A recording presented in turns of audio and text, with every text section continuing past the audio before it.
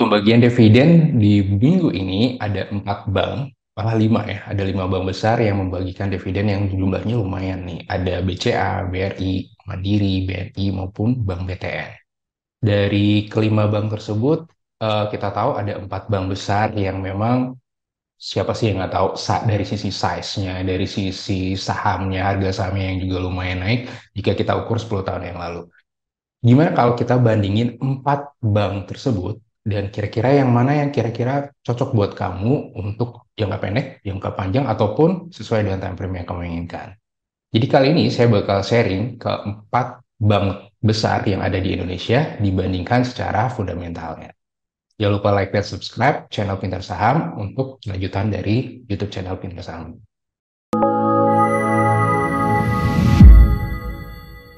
Hai, saya Ngurah dari Pintar Saham, tempat kamu mendapatkan insight tentang investasi yang bisa bikin kamu cuan. Langsung aja, jadi hal yang pertama saya bakal sharing adalah terkait dengan bank besar di Indonesia. Jadi kalau kita ngomongin bank besar di Indonesia, ada BCA nih. Salah satu sebenarnya BCA udah pernah saya bahas ya di eh, video sebelumnya, jadi kamu bisa cek lagi. Dan intinya kita tahu BCA itu siapa, market size-nya juga nomor satu. Jadi saya mungkin tidak terlalu detail lagi tentang BCA karena kamu bisa cek di video sebelumnya. Yang pasti adalah yang ingin saya sampaikan yang ini nih ya. Jadi dari sisi profitabilitas BCA ini average net profit margin-nya selama 5 tahun terakhir itu di angka 38%. Tuh gede banget dong, ya kan? Coba nggak ada sektor lain yang bisa menghasilkan net profit margin sebesar bank di Indonesia untuk saat ini ya. Kemudian ini juga yang perlu kamu tahu dengan time frame 12 bulan ke depan, di sini terlihat target price dari yang saya ambil konsensusnya dari Simply Wall Street maupun dari Stockbit, itu stock price ditargetkan baca 12 bulan ke depan di angka 9.400 maupun 9.600 dengan growth yang lumayan, price earning juga di area 25. Tapi kalau kita lihat historicalnya, sebenarnya BCA itu rata-ratanya di angka 27 nih price earningnya. Jadi sekarang tuh masih ada peluang sebenarnya. Nah, kalau kita based on rata-rata price earning tadi, maka idealnya BCA bisa di angka 10.100 per lembarnya. Ini sekali lagi time frame-nya 1 tahun dengan asumsi laba bersihnya BCA bakal sesuai dengan average growth-nya selama 5 tahun terakhir di angka 12%. Kelihatannya menarik kan ya? Apalagi kalau misalnya kamu ternyata beli, oh yaudah saya beli ya untuk 5 tahun ke depan. Nah, maka kamu bisa patokannya seperti ini dong. Dengan EPS di angka 591, maka rata-rata dengan price earning dulu di angka 27, maka kamu bisa memperkirakan BCA di harga 16.000. Seperti itu cara membacanya ya sekilas. Dan sekali lagi ini tentunya namanya estimasi, ekspektasi, jadi belum tentu pasti bakal seperti ini ya. Ada hal-hal lain di luar kuasanya kita misalnya kan. Dan dari sisi sudut pandang price book value, sebenarnya BCA sudah di atas standar deviasi 5 tahun terakhirnya ya, di angka 4,69, sehingga di harga di angka dengan pertumbuhan nilai buku 11,92% rata-rata, maka kamu bisa berharap di angka 9.000 rupiah untuk harganya based on price book value-nya. Itu BCA. Yang kedua saya bakal bahas BRI. Siapa yang nggak tahu juga Bank Rakyat Indonesia yang kepemilikannya seperti ini, 53% Republik Indonesia, sisanya publik. Dan ya, kita tahu yang kalau ngomongin BRI berarti ngomongin mikro ya, ngomongin mikro, ngomongin produk-produknya yang hingga pelosok-pelosok. Cuman yang perlu kamu tahu juga sebenarnya BRI juga kan kemarin kan beberapa tahun sebelumnya itu mengakuisisi Dana Reksa Sekuritas, kemudian ada memiliki produk-produk yang sudah mulai digital banget juga selain punya bank raya ya. BRI kan punya bank raya itu yang diarahkan ke bank digital. Seperti ini, saya nggak bakal terlalu bahas ini. Nah, kita sekarang coba compare deh net profit marginnya si BRI dibandingkan BCA. Di sini terlihat memang lebih rendah BRI ya dibanding BCA secara average net profit margin. Tapi kinerja 2022 kemarin net profit marginnya tergolong tinggi dibandingkan 5 tahun terakhir. Eh, Begitu juga dengan aset liabilitas dan ekuitasnya tumbuh ya. Jadi kita nggak ngomongin kalau dibebankan. Nah, tapi kalau kita keperhatiin growth-nya dari BRI dari sisi revenue emang sepertinya masih belum terlalu oke ya, masih 6,8% tahun kemarin, tahun 2020, dan dari sisi konsensus pun di 2023 itu target price-nya di angka 5.500 sampai 5.600 dengan price earning di angka 14. Saya sendiri menganggap bisa aja kalau BRI kita bisa targetin ke Rp6.000. Cuman dengan asumsi price earning 17 dan laba bersih cuma tumbuh 12%. Ya, itu ya. Kemungkinan apakah menyentuh price earning 17? Sepertinya kan sekarang areanya di 14 sampai 15 ya. Kemudian apakah laba bersih bisa tumbuh sampai 12%? Nah, itu kita coba cek lagi nanti ke depannya. Tapi saya asumsi 12% ini kayak worst case-nya aja lah. Kalau laba bersih BRI cuma tumbuh 12%, dengan PI 17, idealnya segini nih harusnya time frame 1 tahun ke depan. Gitu. PBV, mereka sudah inline dengan standar deviasi PBV-nya, sehingga harga 5.500 di 2023 dengan asumsi nilai buku tumbuh 13% ya, sesuai dengan rata-rata 5 tahun terakhir. Kemudian yang ketiga, Bank Mandiri. Bank Mandiri sendiri, kepemilikannya itu, ini yang membedakan ya, ada Indonesia Investment Authority dan publik 40%. Itu yang menurut saya membedakan dengan BRI tadi ya. Nah, dan kita tahu produknya Mandiri, ada Living, Kopra, dan sebagainya.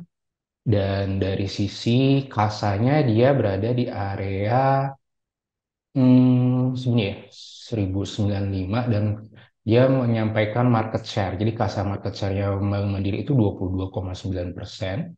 Asetnya juga 1.900 triliun, bayangin. Kemudian dari data-data emang kelihatannya sih ya baik-baik aja semua bank-bank bukan semua bank Indonesia, maksudnya semua bank-bank besar di Indonesia itu baik-baik aja dari sisi kinerja, bertumbuh dan sebagainya. Bahkan profitable banget ya, termasuk bisa kamu lihat di sini net profit marginnya lebih tinggi dikit dibandingkan si bank BRI, tapi masih lebih rendah dibanding bank BCA untuk net profit marginnya. Dan dari sisi target price sendiri, mereka analis menargetkan target price-nya di area 11 ribuan dengan growth-nya kemarin itu sebenarnya udah tergolong oke ya setelah anjlok pada saat pandemi. Ini udah 12% lagi, udah 2 digit lagi. Dengan price earning rata-rata di angka 13, maka bisa kita, dengan laba bersih asumsi 12% juga, asumsi the worst case-nya, maka ini bisa di angka Rp13.000. Dan Bank Mandiri sendiri akan stock split ya, sehingga kalau stock split kecenderungannya orang melihat, wah harganya murah secara nominal, sehingga lebih gampang dibeli oleh para retail. Biasa aja sih kalau kinerja suatu saham yang bagus setelah itu melakukan stock split, biasanya ikut naik ya, biasanya kayak BCA kemarin kan ya, stock split dia naik, bahkan sempat agak heboh ya, FOMO, sehingga langsung nyentuh 8.000, saya ingat banget, padahal setelah stock split itu kan di angka 6 ribuan BCA-nya. Jadi setara dengan kalau sebelum stock split berarti 40 ribuan harga BCA. Dan PBV-nya sebenarnya udah kategori over ya dari deviasinya, sehingga dianggap 9.700 aja udah inline sebenarnya gitu kalau Bank Mandiri. Yang keempat, Bank BNI. Dari sisi Bank BNI sendiri sama Pemerintah Republik Indonesia dan publik. Kemudian kita tahu produk-produknya Bank BNI. Nah, ini dari data kasanya Bank BNI itu tercatat 72%. Nah, kalau di bank itu kan ada rasio-rasio yang berbeda dengan perusahaan jenis lain ya. Ada namanya kasa. Kasa itu apa sih? Kasa itu current account, saving account. Jadi perbandingan dana murah dengan dana pihak ketiga. Makin besar kasa, makin bagus karena cost of fund-nya atau cost dari dia ngasih bunga ke dana pihak ketiga itu bakal rendah. Ketika itu rendah, ketika dia berhasil menjual kredit tinggi, maka net interest marginnya naik dan itu bagus gitu. Itu logika sederhananya. Jadi cari yang kasihnya tinggi sehingga cost of third party fund-nya turun atau rendah dalam hal ini, sehingga kita bisa memperkirakan nih dengan NIM-nya yang gede, kalau labanya gede dong jadinya seperti itu. Nah, tentunya dengan kualitas kredit yang oke atau NPL yang rendah. Ya, jadi dua itu diutak-atik tuh, NPL, NIM. Di bank kan sebenarnya concernnya ke situ ya, selain dari sisi banyak hal ya. Oke, seperti ini, healthy NIM amid cost of fund inflation juga kelihatan, invest margin. Nah, dari sisi net profit margin sebenarnya kalau saya ranking sebenarnya kan nomor satu BCA, Mandiri, BRI. Nah, BRI ini secara average-nya nomor 4 sebenarnya. Ya, kalau kita lihat average 5 years terakhir ya, dia nomor 4 paling bawah sebenarnya. Tapi kalau kita lihat growth-nya bagaimana? Nah, growth-nya sebenarnya tadi kan yang oke itu Mandiri, BCA, baru BNI, baru BRI. Gitu ya.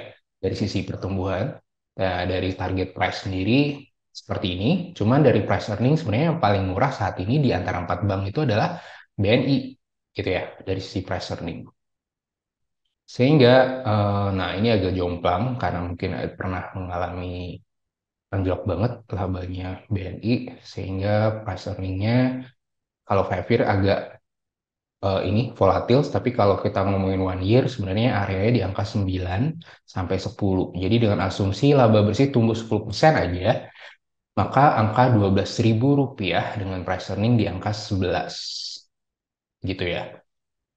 Dan dari sisi price book value sudah inline sehingga sepertinya 9.900 sudah oke. Oke, tanya ya, kamu bisa cek ini. Nah, tapi sekarang saya coba dari sisi eh, chartnya ya, dari chart teknikalnya ya. Jadi saya coba bandingin keempat bank besar tadi dengan indeks komposit. Nah, jadi kalau kamu perhatiin secara year to date, sebenarnya yang sudah oke banget naik harga sahamnya adalah Bank Mandiri. Bank Mandiri, BNI, BCA. Nah, BRI ini sebenarnya belum kemana-mana, malah masih minus 2%. Ini komposit ini indeks ya, IHSG ya. IHSG sendiri sudah turun 1,3. Tapi kalau kita ngomongin 1 year, nah 1 year udah mulai kelihatan Mandiri, BNI, BCA. Nah, BRI ini yang sebenarnya 1 tahun terakhir nggak kemana-mana harga sahamnya. Komposit seperti ini. Nah, tapi kalau kita ngomongin 5 years, nah 5 years sudah pasti pada tahu bahwa BCA lah yang nomor satu dari sisi kenaikan harga sahamnya. Kemudian BRI dan Mandiri. Nah, agak mengejutkan sih Mandiri ternyata udah hampir menyalip BRI ya kalau 5 years terakhir ya. Dan BNI sebenarnya masih di bawah, cuma 10% naik selama 5 tahun. Indeks kita juga cuma 8% naik selama 5 tahun. Jadi kayak belum maksimal ya. Tapi kalau kita ngomongin dari awal banget, maka jawabannya jauh banget ya. BCA itu kayak memimpin di depan karena 2000%. Kemudian BRI nomor 2 dan Mandiri mulai mengejar. Nah, yang ini yang tidak kemana-mana BNI dan IHSG. Bukannya tidak kemana-mana, IHSG-nya masih di bawah dibandingkan BNI. Jadi lebih mending beli sahamnya perbankan dibanding ngikutin IHSG gitu jadinya kesimpulannya.